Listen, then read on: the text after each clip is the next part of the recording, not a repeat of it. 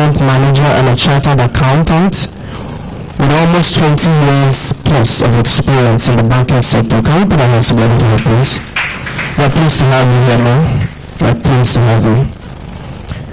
Alright.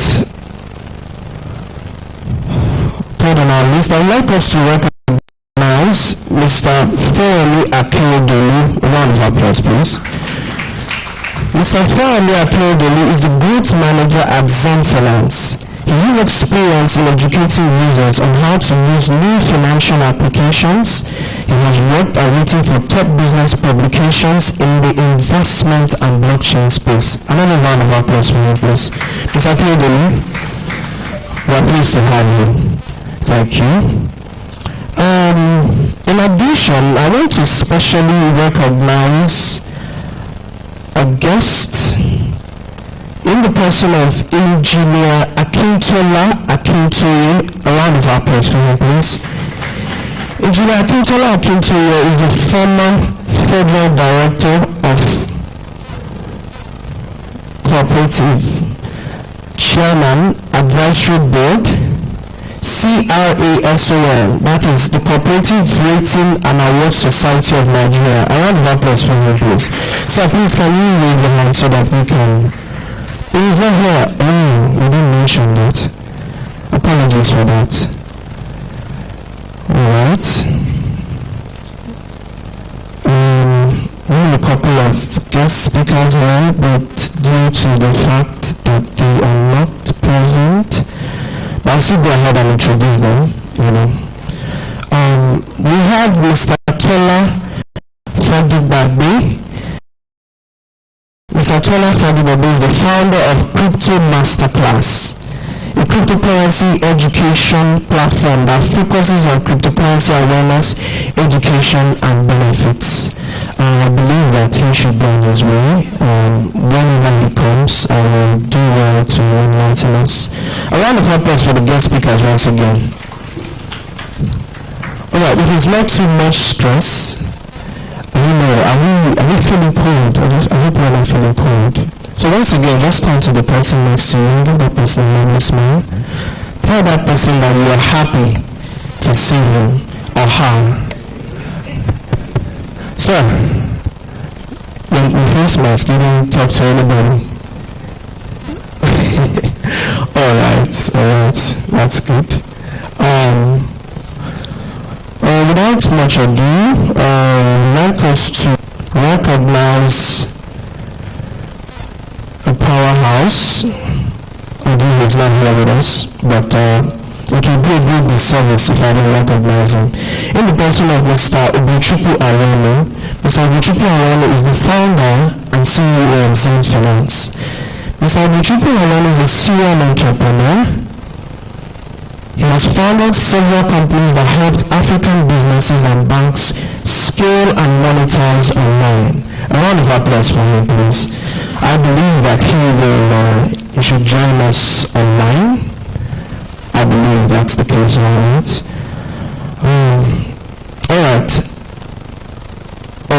I know, we're together. And finally, not forgetting my boss, in the person of Mr. Tony.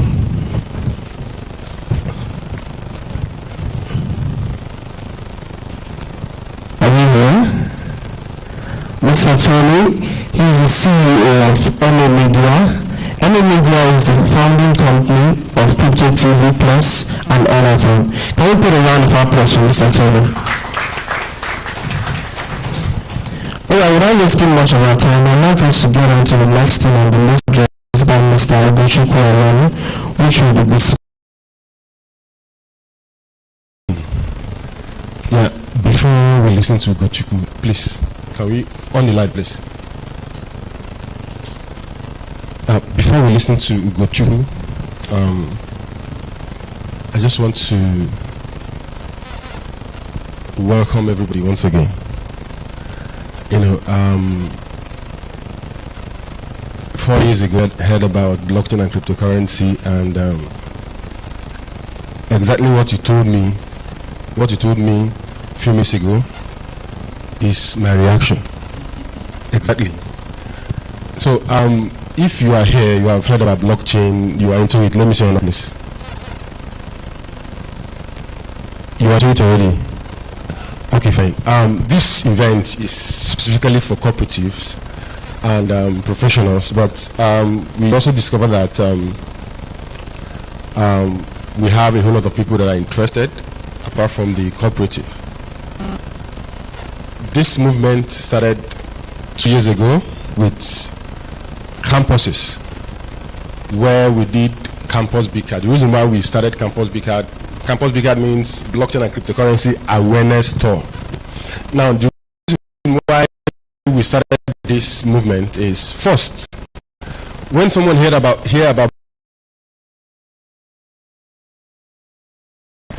there is this particular impression that we have, that they have. Am I right? For people that are into it already, right? Number one is Ponzi scheme. Number two is for Yahoo boys. Number three is for, the impression is negative. So, this is about, and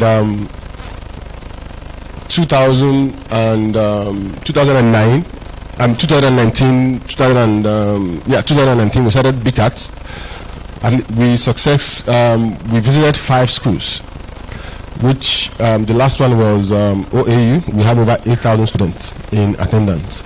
Now, the reason why we move is to let the young people know that the world is moving fast, and we are trying to prepare them for the next phase, which is blockchain and cryptocurrency.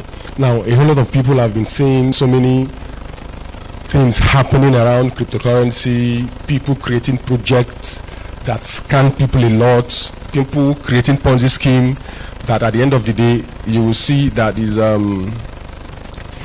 people lose money. Now, anything that has fake has what? The original. So apart from cryptocurrency and blockchain, there are a whole lot of things you can still do with this technology, but many people don't know. So I remember when we went to organize the event in Uniport, the VC, by mentioning that thing, he walked me out of his office. I was embarrassed. So, but I keep on mounting pressure. We have paid for all. Just sign this paper so that the security will give us go ahead order. They walk us out.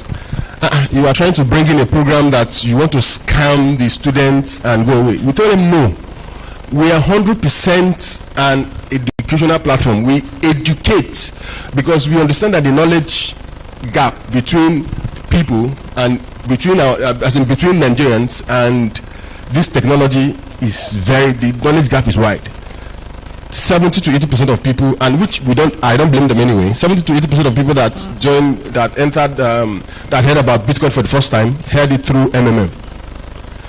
So now MMM and Bitcoin. So they think MMM is Bitcoin. No, Bitcoin is on its own. MMM is just like a channel. Bitcoin is just like a channel that they use to collect money from people. So with that event that happened many years ago, it's like you marry both MMM and Bitcoin. Is like both of them were like 5 and 6. So anyway, you mentioned Bitcoin and so on and so forth.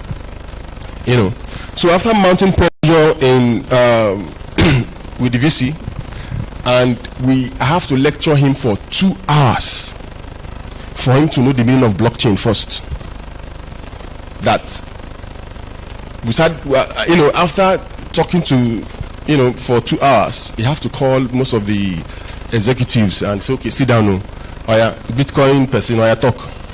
So we focus more on educating people. You need to know, so that if the scammers, if people that want to scam you come around, you also understand that, this person, because how can someone tell you to invest ₦1 and in 1 month you will get double? Even central bank can't even do that, right? So the knowledge gap is wide, and with that, we have been doing this since 2019. Uniport, OAU, convenient universities, Communal University, and some, like, we did 5. So in 2020, then coronavirus came in and we couldn't do 2020, but we did it online, which the response was quite good. Then 2021, we decided to up it a little bit by moving from the students now to professionals. How can blockchain benefit what you are doing?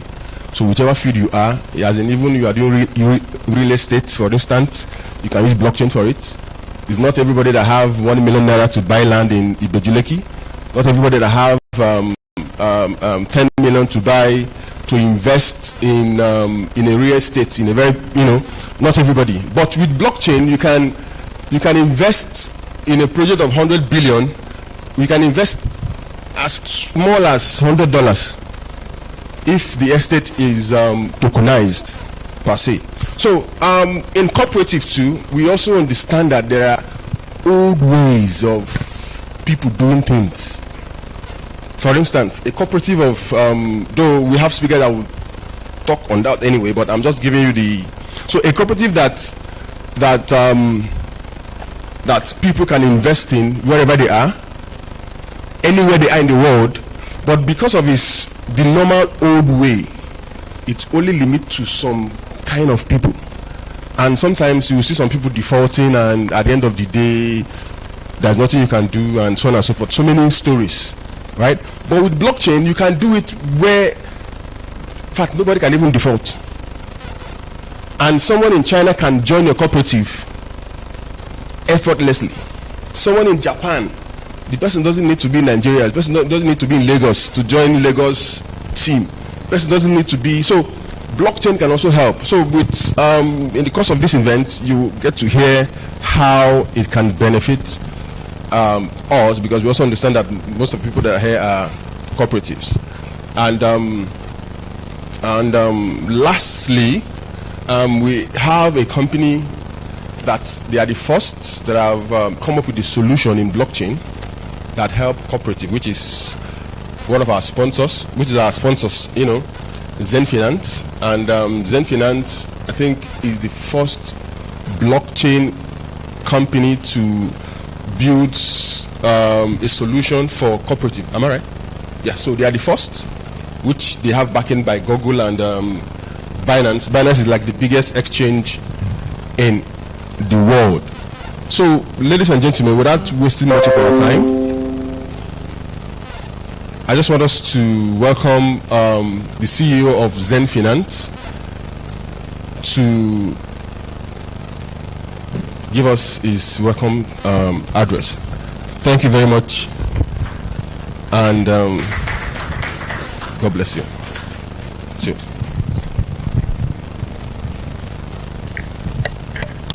Thank you so much, sir. We appreciate the insightful words.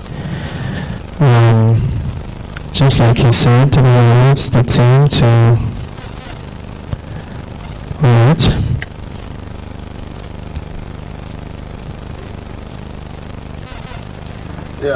hello everybody.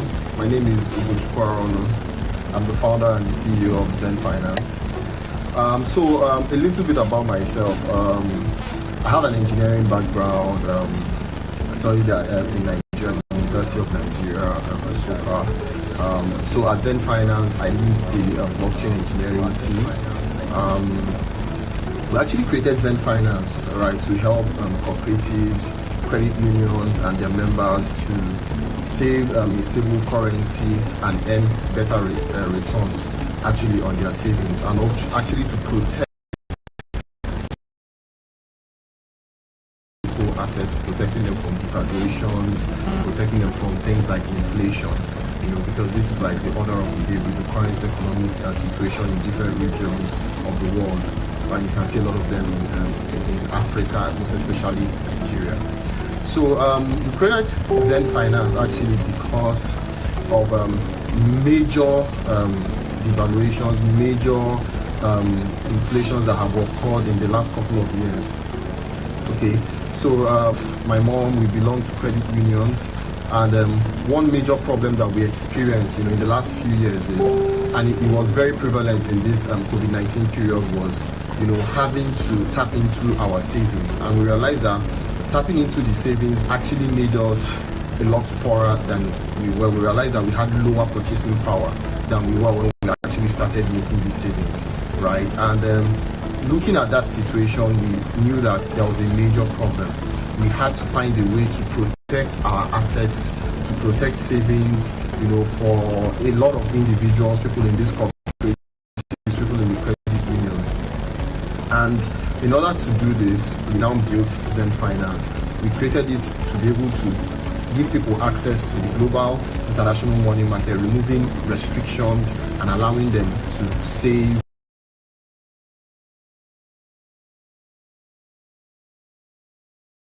A brief highlight on what we have done so far. So Xend Finance is actually a great project backed by very good backers, and very big backers, very big investors like Binance, Google.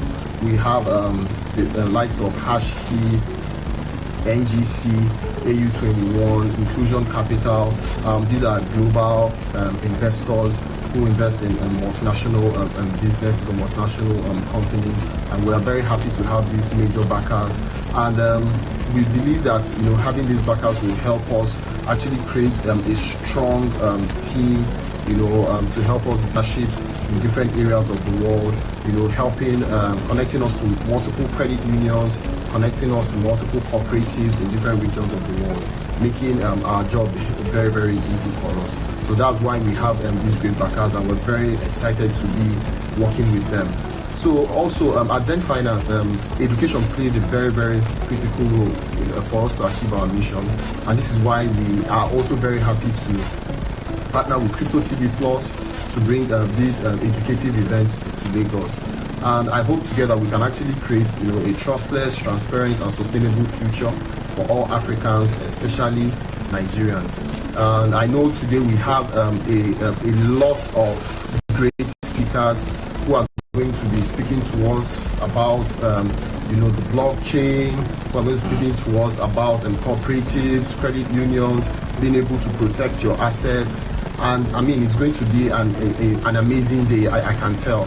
So I wish I could be there myself, but unfortunately I'm not currently available. I'm not present in the country, but I know it's going to be an amazing event for everybody. And one last thing, I saw something on social media, where Dangote said that he's going to be investing about 60% of his wealth, in the United States to protect his family wealth. Dangote can afford to do this, right? He can afford to take 60% of his wealth and to protect it by investing it in other economies that are functional. But imagine the regular African Nigerian, imagine the regular person in Enugu State, in Keja, they might not even be able, they don't even have visas, to even go to the United States and all that.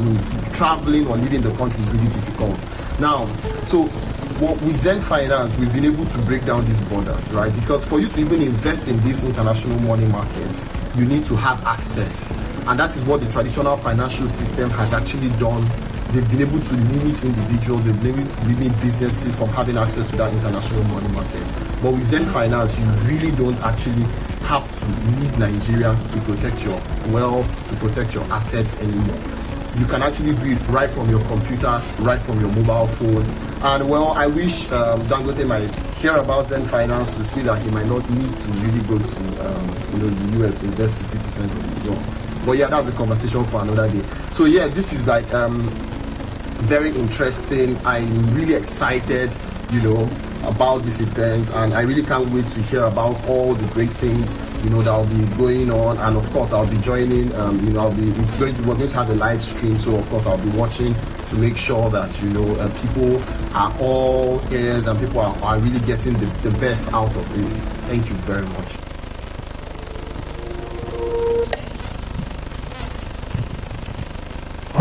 Thank you very much, Mr. Kuchukwu. I hope we heard him clearly. Alright, are we together? Yes. Are you sure? All right. Just like Mr. Tony said, knowledge is key. Knowledge is key when topics like blockchain and cryptocurrency are mentioned, because so many people still feel, or so many people still have the perception that it's flimsy or it's not reliable. But knowledge is very key to understand the workings of blockchain and cryptocurrency. So without much ado, with that in mind, I would like us to welcome our first speaker in the person of Rashidat Adeyemi. A round of applause for her, please. She will be speaking to us on a topic: financial intelligence, a vital asset in surviving recent economic downtimes. Please lend her your ears. Thank you very much. A round of applause for her, please.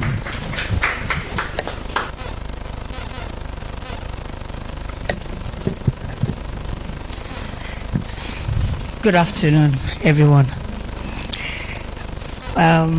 It's good to have everybody here, and because we are starting quite a bit late, I'm going to just go straight to the talk, and I will make it as interactive as possible.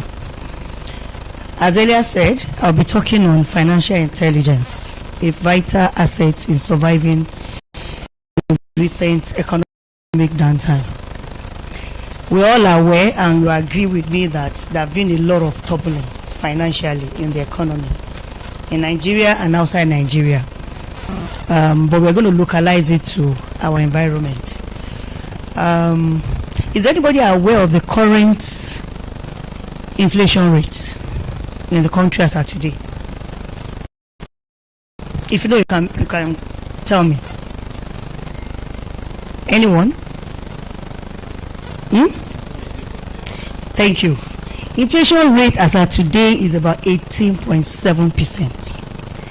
The implication is that if you have 1 million naira today, or let's say 1 million naira in January, your 1 million naira, the purchasing power of your 1 million naira has dropped from 1 million to about 800 and something, which means what you can buy some months ago, you can't buy it with the same money today. And if you bring it down, I'm sure all of us are aware that if you go to the market, there's so much complaint, things have doubled, and there's no need for you to know how to manage your finances, and so that you have enough money to survive what is currently going on. It's really bad.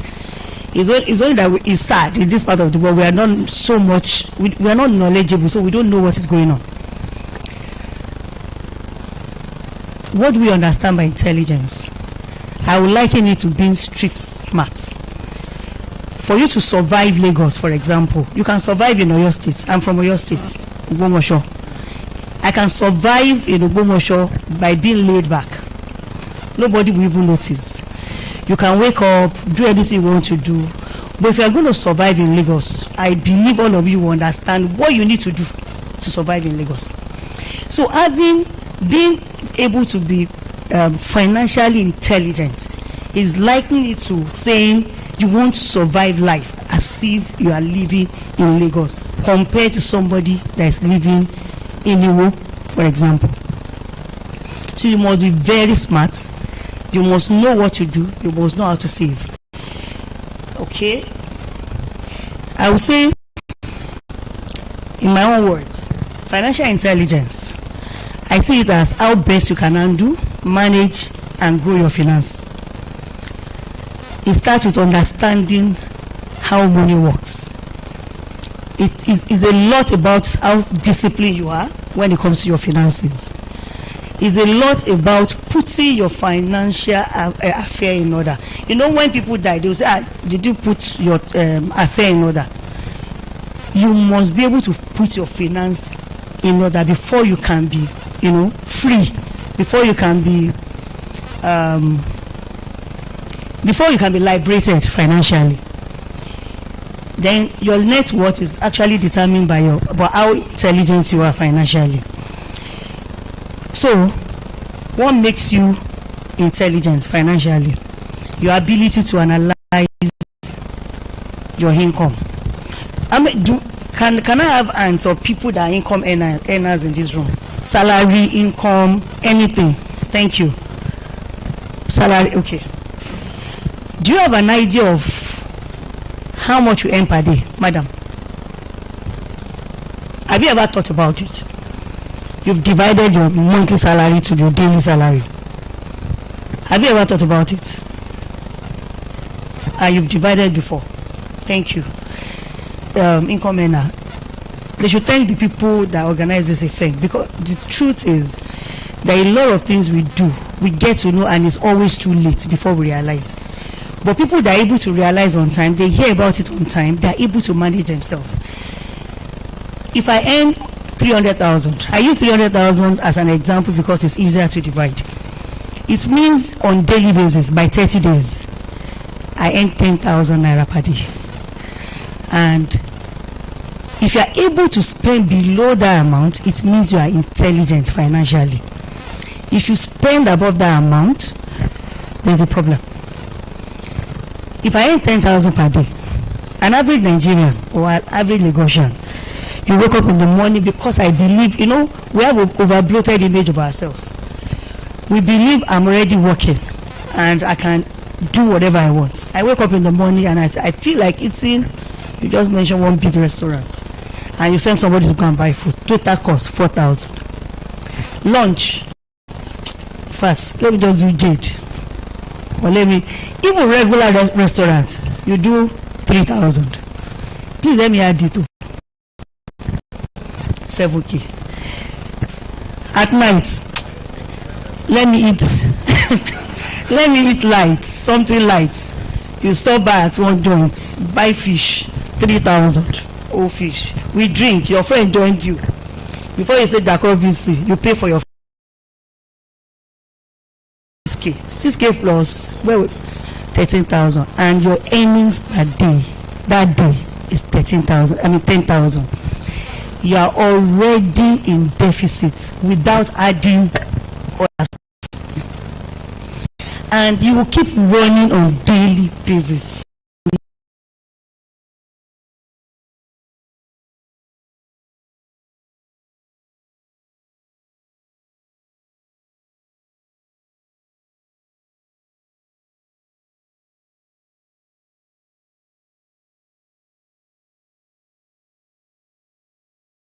And spending. If we go back to basic economics, secondary school economics, we were taught that income is equal to, your income can actually be equal to spending. Your income can be spending plus savings. Your income can be spending plus savings plus investment. It's a matter of choice.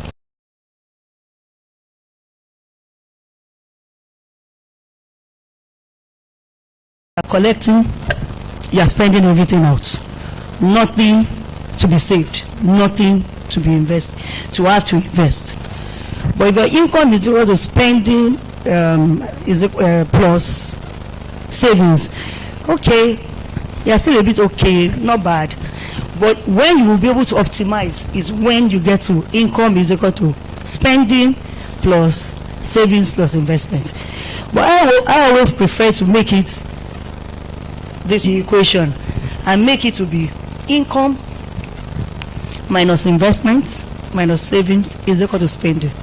Whatever is left of what I've made, and I've removed what I want to invest, I've removed what I want to save, what is left is what I will work with as spending.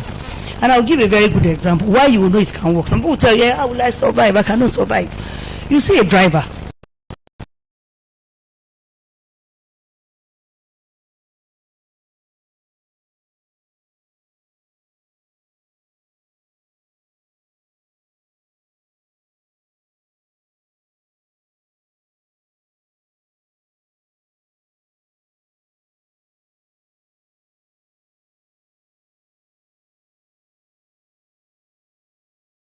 We don't pay attention to things we are meant to pay attention to. We pay attention to wrong thing. We have over-bloated image of ourselves. That's a simple truth. A woman that is selling groundnuts is able to save, keep multiplying the money, and send their children to school.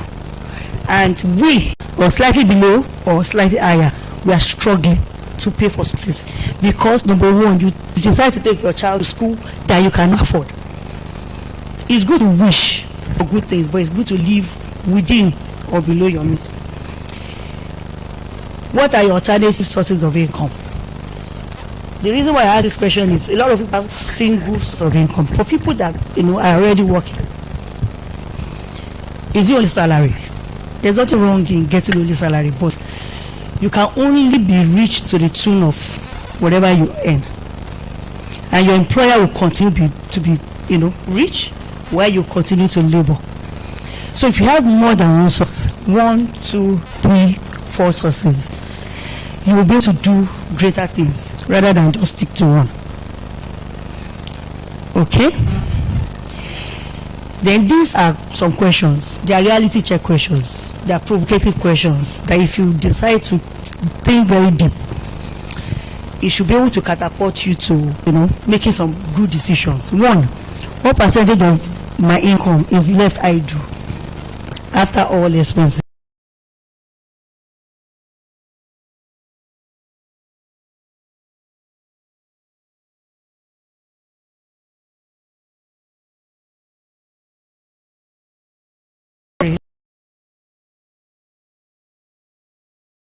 But a lot of us will spend money on things that are not important. We always look at the immediate benefits, immediate enjoyment, and forget about what happens in the future. So you see people spending money on what they cannot afford. I mean, if you take money from your salary, you can't pay for it. But anything you cannot buy 2 times over, you cannot afford it. You cannot. End that day, go, walk away, except it's necessity. Walk away, come back. Or, let's give ourselves an example. When you were in school, most of us, when we want to do final year projects, it was as if you don't buy a laptop, the whole world will crash. Everybody will be putting pressure on your parents. I couldn't even do it, but my mama talk to your uncle, I need laptop, I need to do my project. As if you don't get that laptop, that project cannot be done. Then they will give you one laptop, very old, very thick laptop. If you look back today, maybe 10 years after, 20 years after, how important is that laptop? Can you even use that laptop?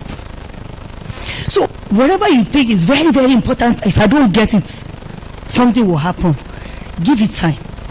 4 years, 5 years down the line, you look back, you realize that thing doesn't make sense. It doesn't.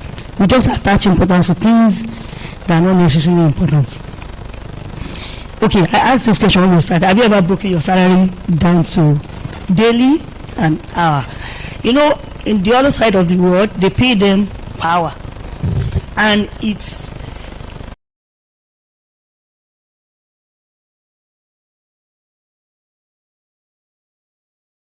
financial implication of wasting 1 hour.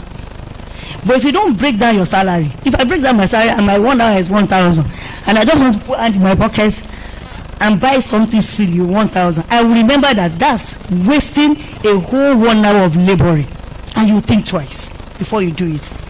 But we wake up every morning, we go to work, we come back, and the cycle continues for the next 10 years. And if they ask you, you've worked for 10 years, tell me what the things you've achieved. Most of us cannot point to anything. We cannot. The worst we point to is one to Kuboka we are able to afford, which is not necessarily an asset anyway. Then, want versus needs. We always mix this together. What are the needs? What are the wants? If it's not necessary, if you are not going to die, if you don't buy it, it's not a need, it's a want. It's good to have. Food is a need because you will die if you don't eat. It now depends on the type of food you want to eat. If I want to go and eat in Radisson Blue, it becomes wants. It becomes wants. It's no more needs. But things you require to survive, is actually what is called need. If going to work every day, I've been entering one chance, so I need a car. Car becomes a need, not a want. But if I now decide that my neighbor just bought range,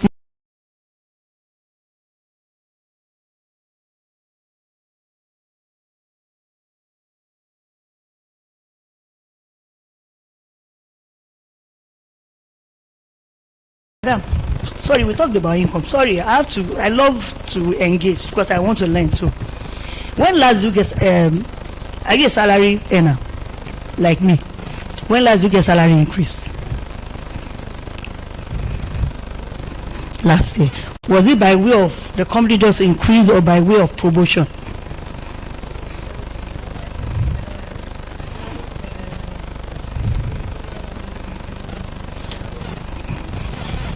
Before then, when was the last time? Sorry, somebody there raised up her hand as a salary earner too, or income earner. Were you the one? When last you get salary increase? Or income increase? It doesn't have to be salary. Even if you're an entrepreneur, when last did you see differential in your profit? You've not. For salary, how long? Before 3 months ago.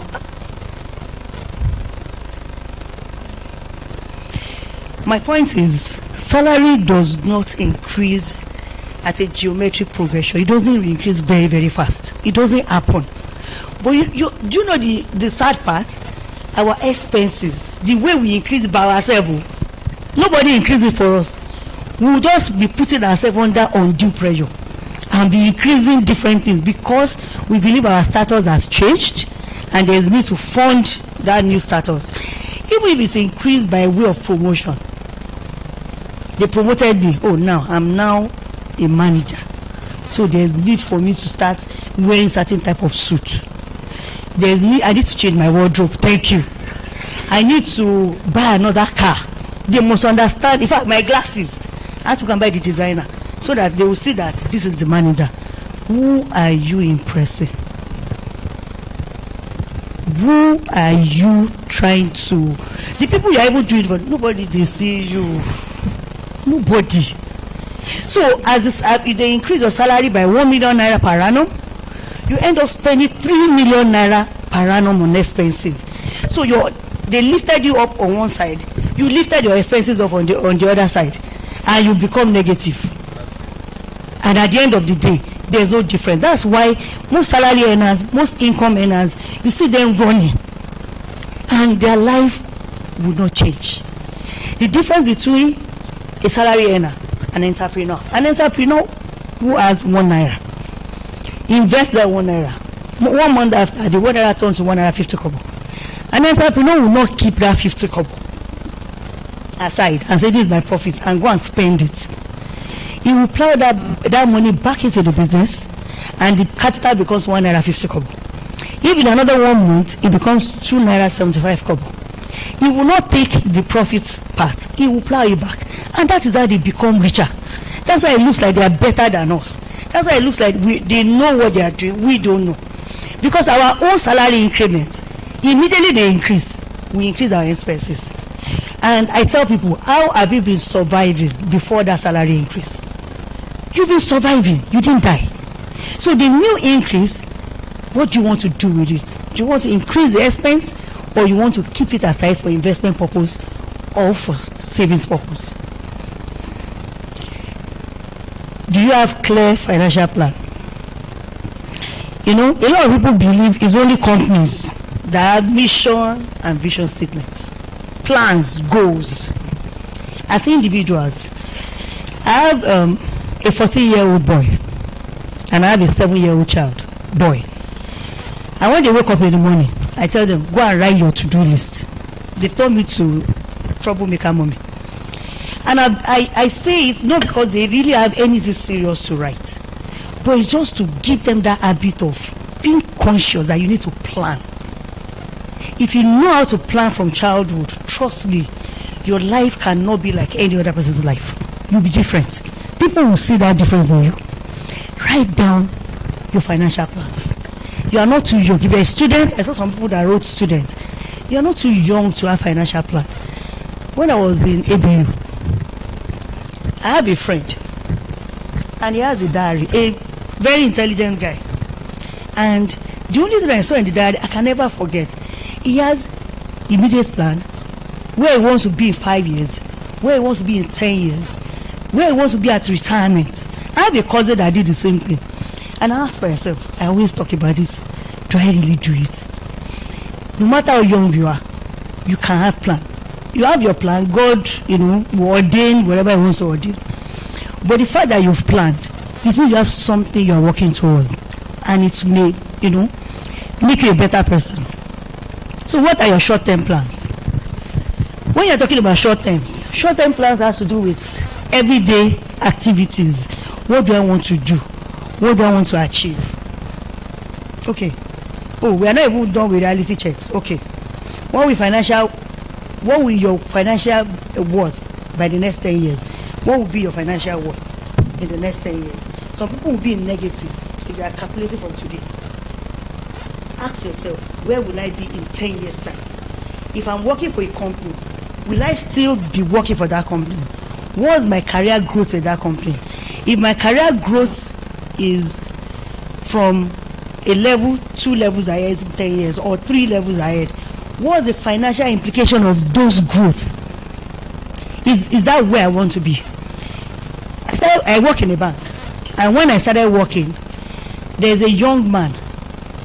I was in customer service, and this guy is a twin. He has a twin sister. The twin sister then was in HND2, which means whether by design or whatever, I was guessing that we are either going to be age mates or I'm slightly older than the twin. Then along the line, the guy opened an account, and I realized that I'm older than him. Even if I want to greet him today, I will kneel down. But the twin brother didn't go to school. He didn't finish. He dropped out. They was always everywhere. Oh, okay. He's always everywhere. And I realized that suddenly he just started the business. He started selling ceiling board. 5 years down the line, his turnover was already like 200 million.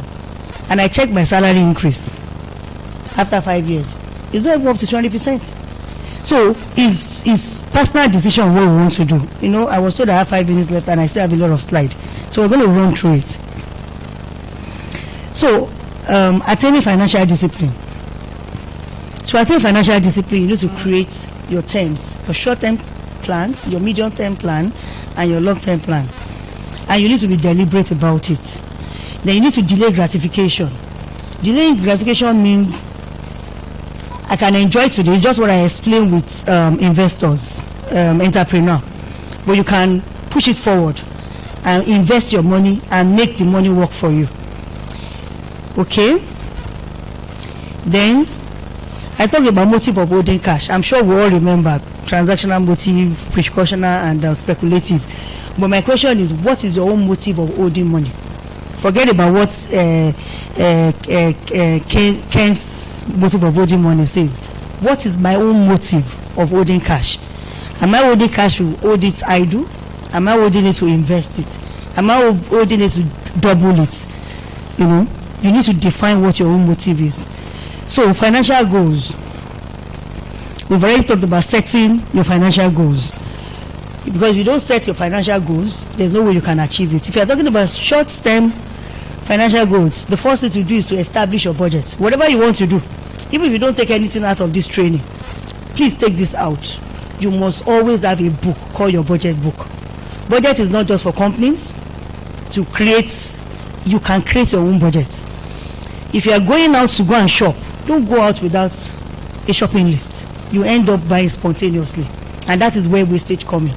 Wastage is one major devil that does not allow us to save or invest. So establish your budget, establish what you want to do with it, and ensure your budget is surplus. It's like doing a balance sheet. Have your balance sheet, make sure it's reach surplus so that you have enough money to invest and to save. Not like Nigeria, that the budget is 100% deficit every time. Then you're meant to create an emergency fund. That's the only thing that will not make you to be under pressure. When I tell people, if your source of income stops today, what are the things that you can cope without? Those things you can cope without, leave them out. You don't need them.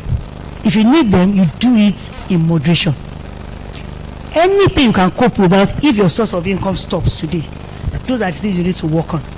Then at any point in time, you should have minimum of 3 months equivalent of your spending, so that if the chips are down, you can still survive the first 3 months. You can survive the first 6 months. Then creating emergency fund. You can, God forbid, we can be sick. If you don't have anything, that's why they not say they are collecting money, they are contributing for you. You don't want that to happen to you. Then medium-term plans. Start a skill. Think about other sources of income. Add new degree. Go back to school. Get life insurance. Invest. Take risk. This is the stage you can take risk. When you grow older, it has to be a calculated. You must be taking calculated risk. But at the middle age, you can take risk. You can lose money and you will not die. But I'm sure Daddy here, if he loses money now, it will hit him. It can send him to anywhere. But when he was much younger, he can take risks. You can lose money, you still stand up and start afresh. But when you become older, you now slow down, start taking calculated risk.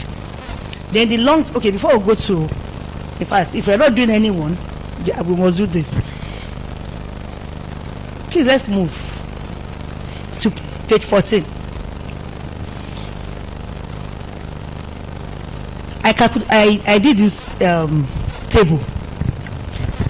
Basic monthly needs. We buy food, data, cable, electricity bill, waste disposal bill, domestic staff salary, dependent allowance, fuel for car and den.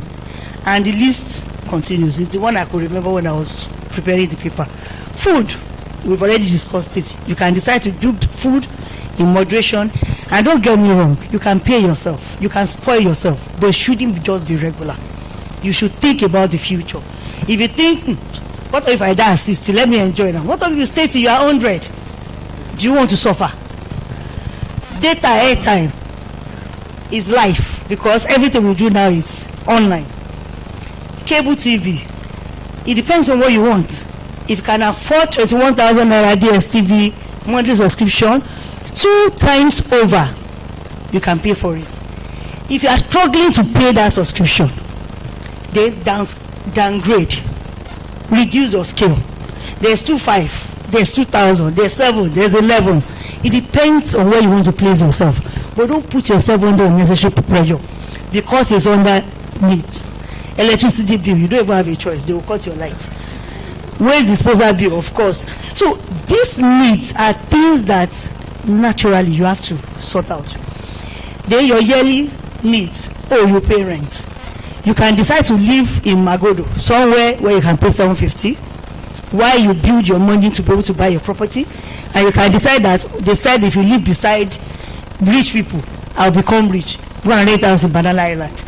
It's no more. It will move from being a need to luxury. The medical checkup, yearly medical checkup is very important, so that your life will not be cut short. Then we talk about 5 years needs, which is under medium-term plan.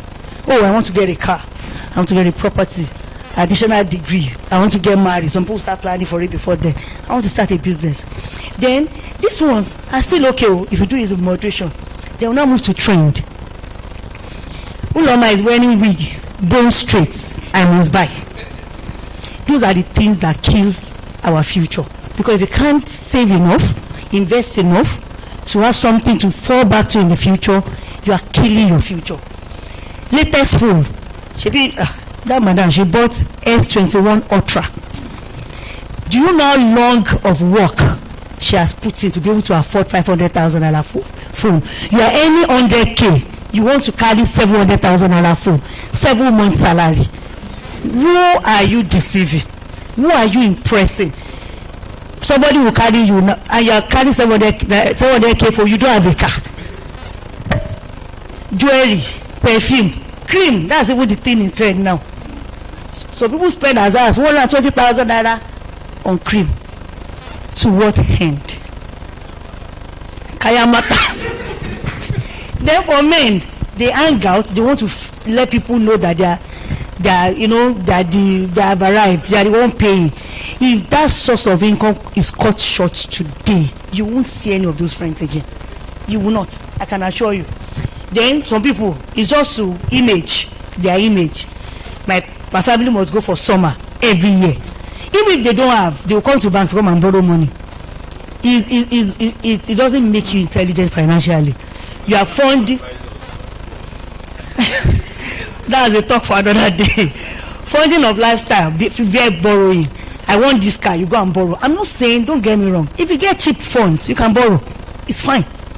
If I'm in a cooperative society and they are lending me money at 5% per annum, why won't I take opportunity? It's an opportunity.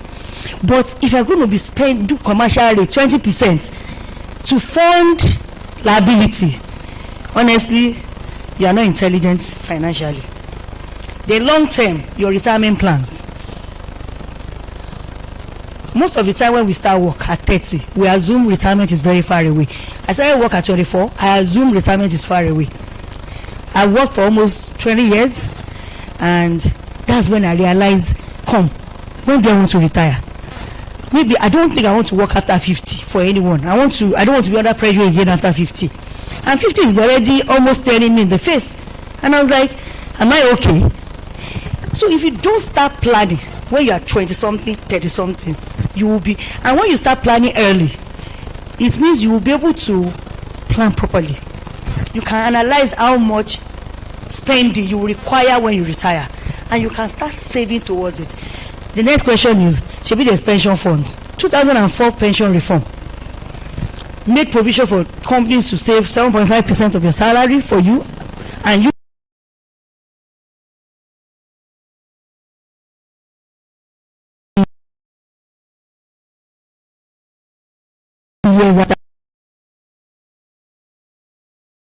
and even set it as reduced to nothing.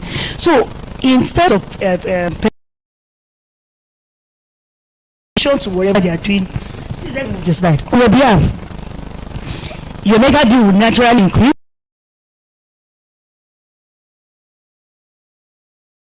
For your children, plan for your children. Don't say my person after we die and they open it for you. What do you want to see? You must have plans for those things. Investment plan. You must invest in bonds. You must invest in stock. Those are the things. If you invest in this today, it will mature in 10 years, it will mature in 5 years. It means in 5 years you have hope somewhere, even if everything doesn't work. Slow down on risky investments. That's for long term. Then cut down on spontaneous spending. Reduce competitive life. We are on different lanes in this life. You came alone. Even twins, they didn't come at the same time. One come after the other. So don't be in competition with your friends. Don't put yourself. We always tell our children, the peer pressure. Adults they are under more peer pressure than children. This person did this, I must do it. This person did this, I must do it. Don't put yourself under undue pressure. Buy only necessity, not good to have. If you cannot buy it 2 times over, I know I've said it over and over, you cannot afford it. Live below your means. A lot of people say live within. I will say live below your means. That's the only way you have enough to invest in whatever you want to invest in. Explore voluntary savings. Invest in dollar funds because of inflation. So if you have opportunity of investment,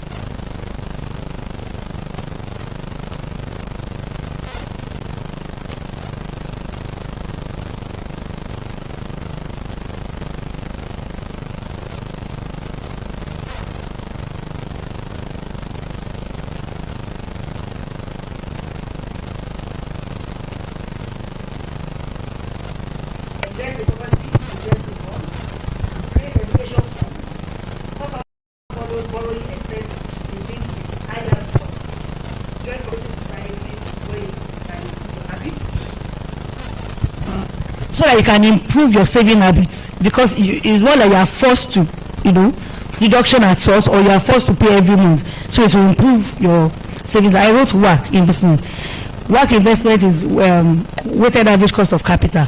I put some money in savings, I put some in bonds, I put some in treasury bills, I invest in commodity, because commodity is something you can invest when there's inflation. I put some in cooperative. At the end of the day, average of everything, you can't lose all. You cannot lose all.